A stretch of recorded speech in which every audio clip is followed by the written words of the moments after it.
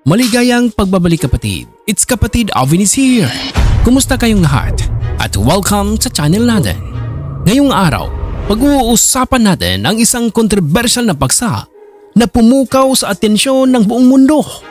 Ang mahigpit na diskarte ni na US President Donald Trump at dating Pangulong Rodrigo Roa Duterte sa kanilang war on drugs. Pareho nilang tinignan ang droga bilang isang banta sa lipunan na nangangailangan ng agresibong hakbang. Ngunit, paano nga ba nagsimula ang mga kampanyang ito? At bakit nga ba maraming sumusuporta dito habang ang iba naman ay matinding tumututol? Lahat ng yan ay dito mo lang malalaman sa channel na ito. Simulan natin sa Pilipinas. Nang manalo si dating Pangulong Rodrigo Roa Duterte bilang Pangulo noong 2016, ipinangako niya ang isang matinding kampanya laban sa droga. Kilala si Duterte bilang isang leader na hindi natatakot gumamit ng matinding salita at aksyon. Sa kanyang termino bilang mayor ng Davao, nakilala siya sa paglaban sa kriminalidad at droga. At ang pangakong ito ay dinala niya hanggang sa pagiging Pangulo. Ang resulta, libo-libong mga drug users at suspected drug dealers ang naaresto at marami rin ang nasawi. Para sa ilan, ito ay ang pagkakaroon ng mas ligtas na mga komunidad. Para naman sa iba, ito ay isang seryosong usapin ng karapatang pantao. Sa kabilang dako naman, habang hindi kasing tindi ang aksyon ni Trump, nagkaroon din siya ng matinding posisyon laban sa mga droga, lalo na sa opioid crisis sa Amerika. Ang opioid epidemic ay isa sa mga pinakamalaking problema sa Estados Unidos sa mga nagdaang taon na nagdulot ng libu-libong overdose death. Sa ilalim ng kanyang administrasyon, nagpursige ang gobyerno na palakasin ang batas laban sa drug traffickers at inudyok ang mga mahigpit na parusa para sa mga ito. Sa katunayan, pinuri pa nga ni Trump si Duterte at ang kanyang estilo ng pangangasiwa sa Pilipinas na nagpapakita ng suporta sa ideyang minsan kailangan ng matinding hakbang para labanan ang problema sa droga. Pero ano nga ba ang ibig sabihin ng pagkakatulad na ito ng kanilang mga pulisiya? Para sa marami, ito ay patunay ng paniniwala ng dalawang leader na ang kaligtasan ng lipunan ay dapat unahin. Kahit na may mga tanong sa mga paraan ng pagpapatupad nito. Sa mga ganitong perspekto o sa ganitong mga perspektibo, ang mensahe ni na Trump at Duterte ay malinaw. Ang droga ay isang salot sa lipunan na dapat labanan ng buong lakas, kahit na may mga kumukwisyon sa moralidad at etika ng kanilang mga hakbang. Ngunit, hindi rin nawawala ang mga kritisismo. Maraming human rights organizations ang bumabatiko sa estilo ni Duterte na sinasabing labis na marahas ito at may mga aligasyon ng extrajudicial killings.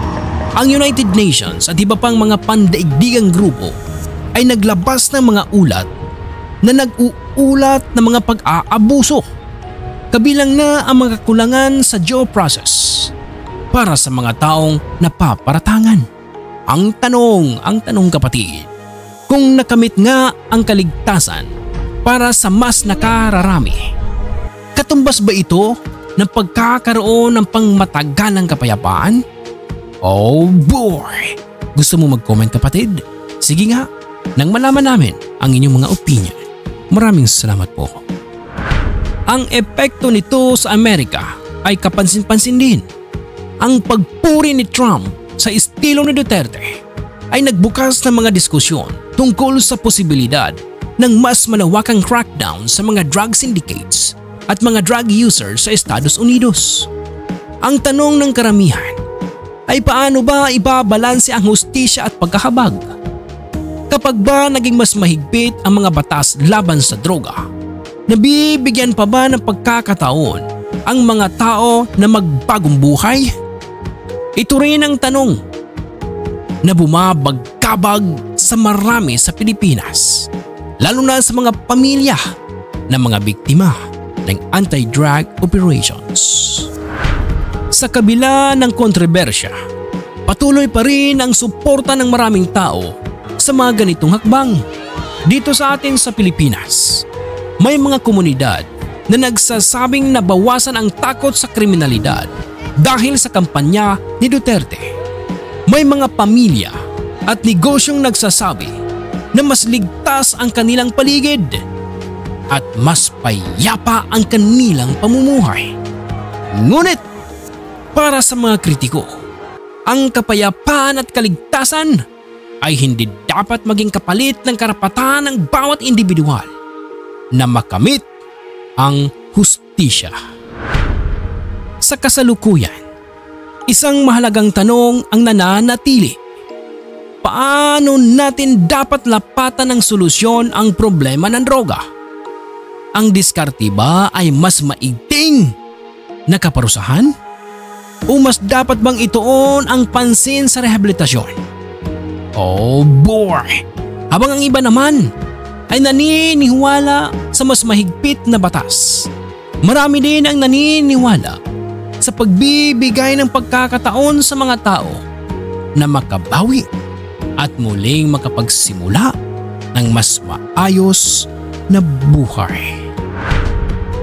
Ano sa palagay niyo, kapatid? Dapat bang magpatupad ng matinding diskarte ang gobyerno para labanan ang droga? O mas dapat bang ituon ang pansin sa rehabilitasyon at tamang proseso? Sige nga, i-share ang inyong mga opinion sa comment section. At huwag kalimutang mag-like, mag-share at mag-subscribe para sa mas marami pang makabuluhang usapan. Maraming salamat sa panonood, kapatid, at magkita-kita tayo sa susunod. Laging tandaan na ang may malinis na kalooban ay walang kinatatakutan. Maraming salamat po. It was strong, it was powerful, and it was respected all over the world. And now we're laughed at all over the world. And we're not going to let that happen much longer. We have to take over, we have to be tough, we have to be smart, we have to be fair.